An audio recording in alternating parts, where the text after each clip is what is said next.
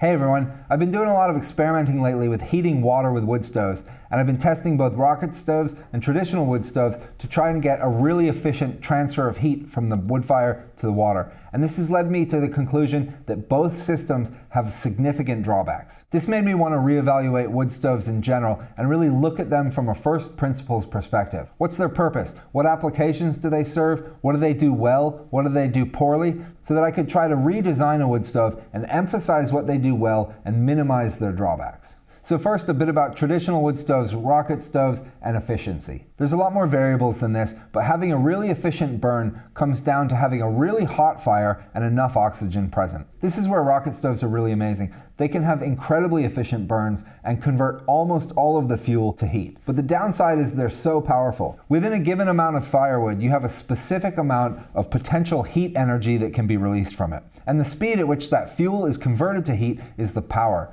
So the faster you burn it, the more powerful it is. But it's still the same amount of energy. So rocket stoves do that really well. It's a ton of heat released very quickly and efficiently. But the problem with that is that you need a really big setup to capture all that heat that quickly. So generally they're big thermal mass systems containing cob or clay or water, something that can suck up that heat and retain it for a long period of time. And this is great for a situation like a house that you're keeping warm 24/7. But if you want something more mobile or outdoors, it just doesn't work very well. Which brings us to more traditional wood stoves. These days they have a burn efficiency of say 75 to 80%, which means of that same amount of wood, only 75 to 80% of it is actually becoming heat. The rest is lost in just uncombusted volatiles that go up the flue with the flue gases. So compared to the rocket stove, right off the bat, we're about 20% less efficient. But you can burn that same amount of firewood we were talking about much more slowly, meaning it's less powerful, but you can kind of have a trickle of heat for a really long period of time. So while it's a less efficient burn, you don't need big thermal mass systems to try to capture all this heat all at once. You can just have single wall flues that radiate heat out into the room as it's slowly burning away. So what I wanted to do is try to find a balance between the two systems. I want something less powerful than a rocket stove so that it burns more slowly and over a longer period of time. But I want to increase the efficiency. 75% is just pretty low. If I could get up to 85 or 90%, I'd be pretty happy with that. So what I tried to do was focus on a traditional wood stove and find out what its main flaws were. And one big issue is that it's essentially acting like a radiator on purpose. It's intentionally radiating as much heat out into the room as possible. It's kind of the point of the wood stove. But what that's doing is lowering the temperature of the firebox, which necessarily means that it's going to have a cooler, less efficient fire inside. Another issue is that wood stoves tend to have a fair bit of thermal mass. They're either really thick, heavy cast iron, or they have fire brick on the inside, and it does serve a couple of purposes like creating stable temperatures and being able to radiate heat out into the room at a consistent level between the feeding cycles or long into the night after the fire has dwindled down. But the downside is that the thermal mass right next to the fire is absorbing a lot of the heat and again potentially cooling the fire and creating a less efficient burn. So in this wood stove build, what I'm going to try to do is keep as much of the heat inside the firebox as possible, increasing the burn temperatures, creating a cleaner, more efficient burn and cleaner flue gases. It's then after the heat leaves the firebox that you would then apply the heat to whatever your given application is. So if you were heating a room, it could go through some sort of heat exchanging radiator system before it continued its way out of the chimney. Or in my case, you could apply it directly to a heating coil to heat water. Whatever the application is, you could just build it around using the heat after it's left the wood stove. So this way you could still burn through your fuel more slowly, but you could also have a hotter, cleaner, more efficient fire, and you could also have cleaner flue gases that would minimize things like creosote and soot. I'll be using a lot of the design basics from my original video on building an efficient wood stove, which I'll link below, but I'll be making some alterations along the build to optimize for the new goal, and I'll also be adding some upgrades that I've thought of since the original video. So I'll jump into the build right now. Please remember, likes and subscribes really help the channel, or you can directly help us over on Patreon, and I'd love to hear all your comments and ideas of things I could do to make this even better. I'll start by cutting out the 6 sides of the firebox. Now I'll just clean up the edges for welding. I'll start by getting the bottom, back, and sides put together and tacked up. That'll allow me to start aligning things, but still give me plenty of room to be working on the inside. With the box coming together, I can start to mark out where the internals will go for easy placement. And this is going to be a baffle support. I want the baffle to be removable this time. And I'll be using a couple pieces of angle iron on both sides to create a shelf, and then a baffle can just slot right in and it'll be removable.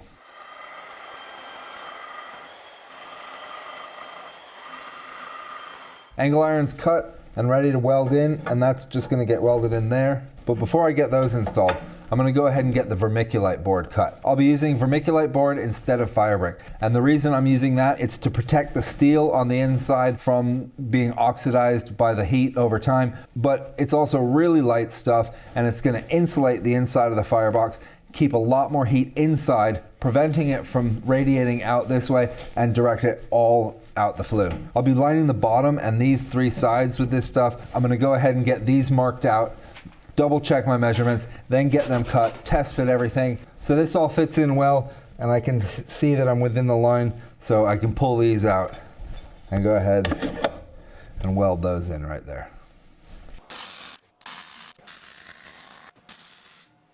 With these welded in and the vermiculite cut out, I don't need access to the inside anymore, so I can go ahead and get the front panel done, and I've got that right here. I've got it all marked out. The 2 primary air supplies are here.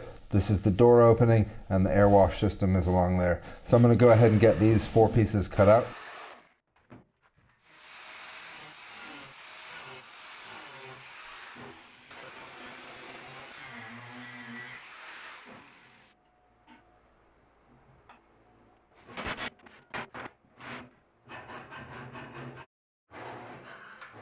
I need to add the air wash shroud and flap mechanism. I need to reinforce the edges of the door opening, and I need to add the mechanism down here that opens and closes the primary supply. So I'll get these finished up, and I'll be able to just flip it around and weld it in place.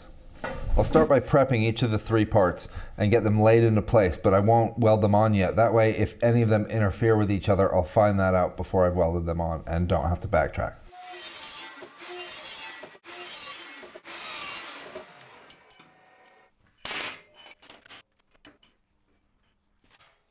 Now I'll make the sliding plate that goes in the back to control the primary air supply.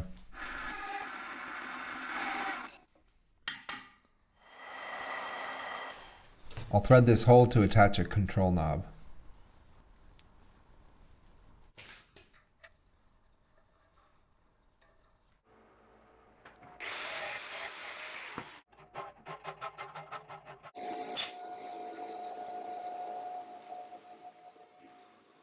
And here I'm making the brackets that'll hold the sliding plate in place.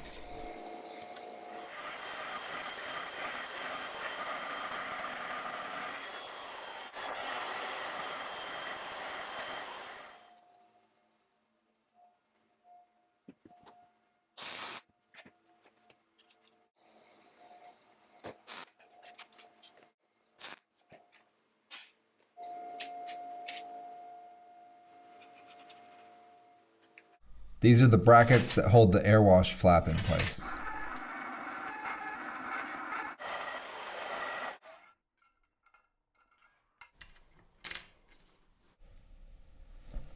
And this is the shroud that covers the air wash flap.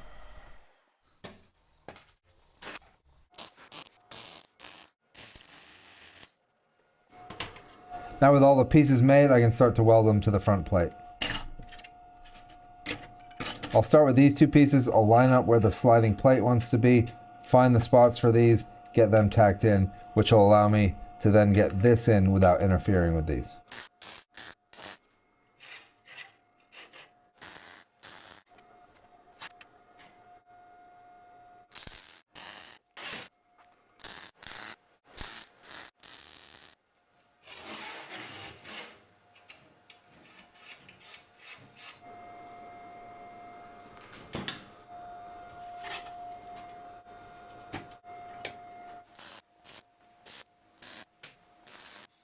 With these parts all attached to the back of the faceplate, I can start fitting it to the firebox. First thing I'll do is just run a piece of rod through these 2 brackets, and that will help pinpoint the location to drill on the firebox. So I can just push the rod all the way up against the firebox, and then I can just drill a hole that matches up with the 2 brackets. So now I can just double check that the holes line up. So that means I'll be able to operate the flap. So that's looking good, and I can get this front welded on now. I won't be able to fit the bottom insulation in as a single piece, so I'll put that in before I weld this on. You could always just cut it in half down the center and then you'd be able to fit it through, but I'll stick that in. Then I'll get this centered up, clamped in, and go ahead and get this welded on. Now I've run a rod for the air control through the brackets and just left it long, but it's ready to install the flap that will actually control the air. So I'll just tuck this up, get it lined up, and then tack it in place. So now with it tacked in place, I can bend it up, have better access to it, and weld it in all the way across.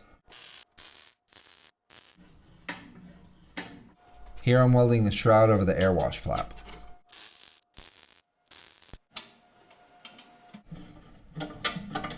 Alright, the whole front's done, so now I'll start working on the top plate.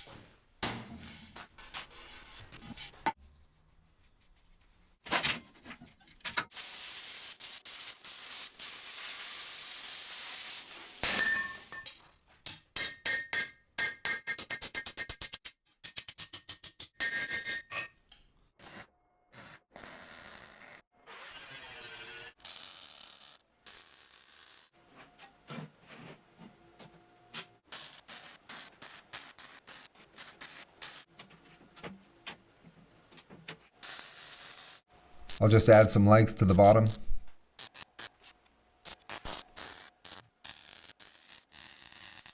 Now I'll start working on the door, and I'll be using some 1/2 inch thick flat bar.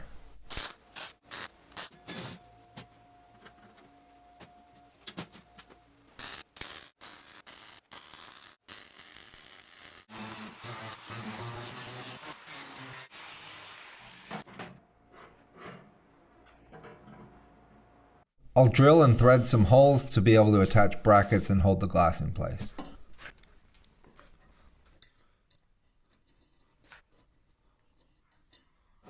I'll turn down 4 pieces to make the door hinges out of some solid round bar.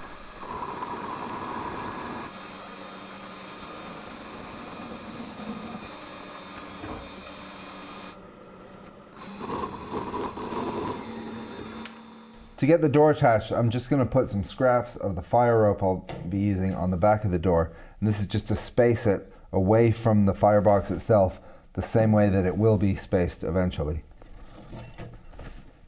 Once the door is lined up, I'll take 2 of these and drop a pin through them. And then I can just place that on the side. And I'll get these placed right where I want them. And now I'll just weld the top one to the door and the bottom one to the firebox on both.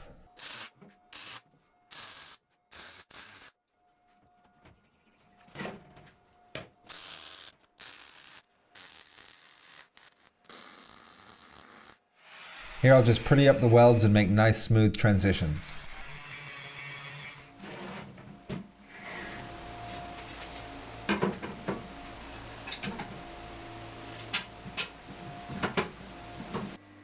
Now I'll forge a door handle with a pigtail twist to dissipate heat.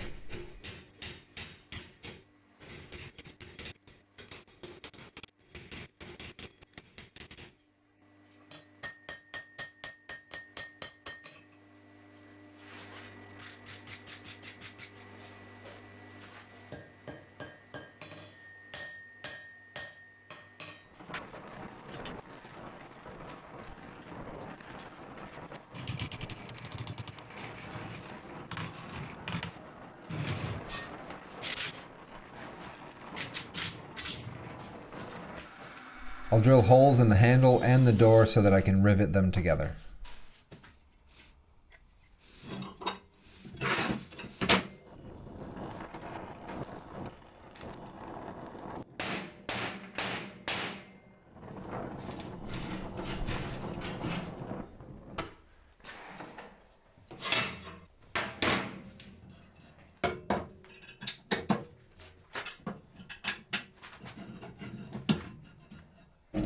Now I'll clean the back with a little isopropyl alcohol.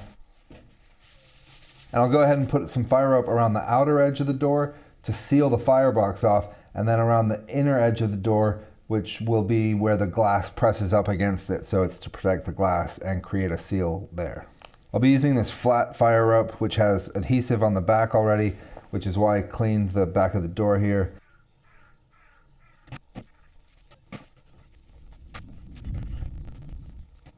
So then the glass will fit right onto this fire rope, and then I'll make some brackets that screw into these holes to pinch it down and hold it in place. I'll start by putting a small piece of flat bar in a vise with just about a 1/4 inch sticking up, and then I'll just go ahead and bend that over. And next I'll drill a hole in this and cut it off. So now I'll just make 4 of these. I'll clean these with some alcohol too. And then I'll cover the tip there with a little fire rope. And again, that's just to protect the glass. So then I'll put it with the little bend facing down, and I can just screw it in. And what the bend does is keep this part of the tab relatively parallel to the glass, so it's not pushing down on a point, creating a lot of pressure. Now they're all in, I can go around and tighten them all up. I don't want to put too much pressure on it, but I do want to make sure that I have a nice seal around this fire rope here. And then just to be clear, they're on the top and the bottom of the glass. That way the glass couldn't accidentally slide through. It's got these hard stops here. And now that everything's done with the door and it's seated exactly where it will be, I can go ahead and make the catch for this latch.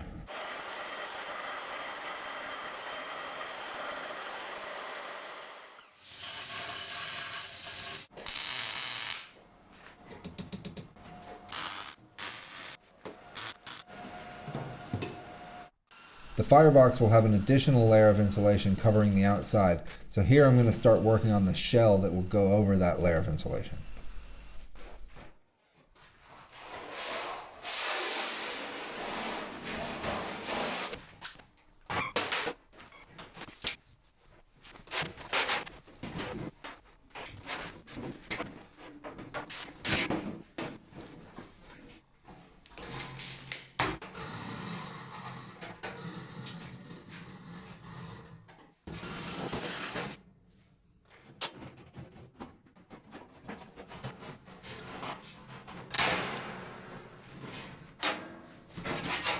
And now I'll test fit this on the stove before I go any further. Okay, now it's time to insulate it and close it up.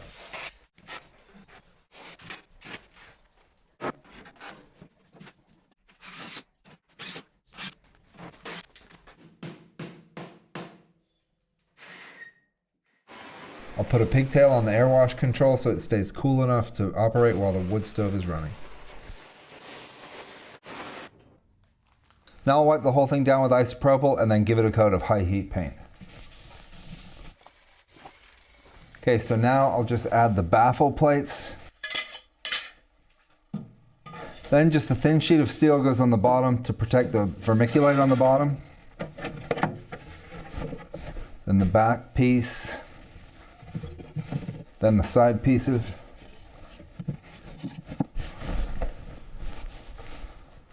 The last thing I'll do is go over all the seams with this high temp sealant. And this will get one final coat of paint tomorrow.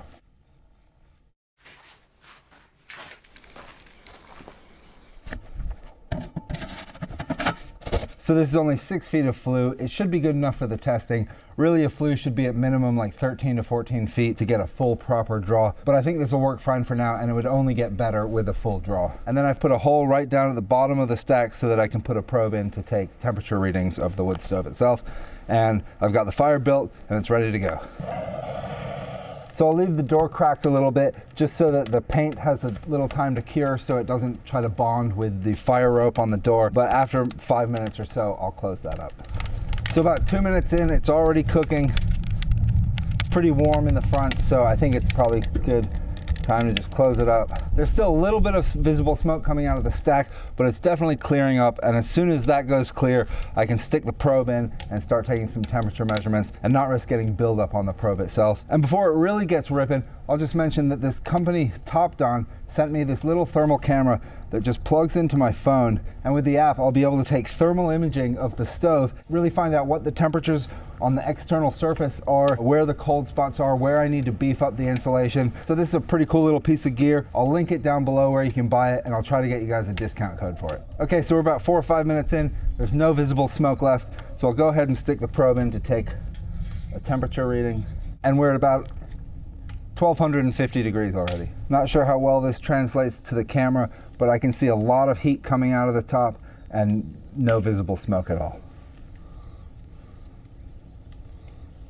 So about 10 or 12 minutes in, I've hit 1700 degrees here. This thing is ripping. That's a really complete burn. That's amazing for a traditional wood stove.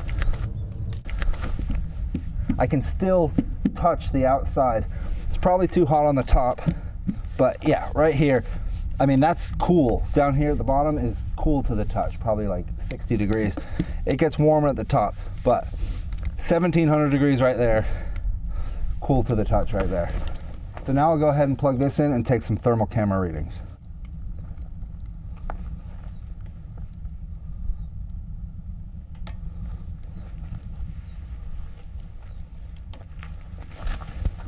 I can change the spectrum too.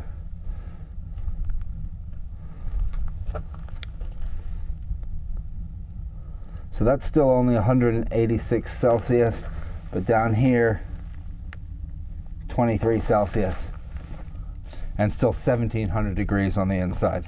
You can also connect this with a cable to get to hard to reach places, and you can even graph the data, so there's a lot of uses for this thing. It's pretty cool. So we've settled into a nice solid burn here. We've got 1500 degrees right here. So this has definitely increased the typical temperatures you would see in a traditional wood stove design. I'm losing much less heat to the outside, and all I have to do is hook this up to the specific application I have, and I'll get a much cleaner burn and much more heat where I want it.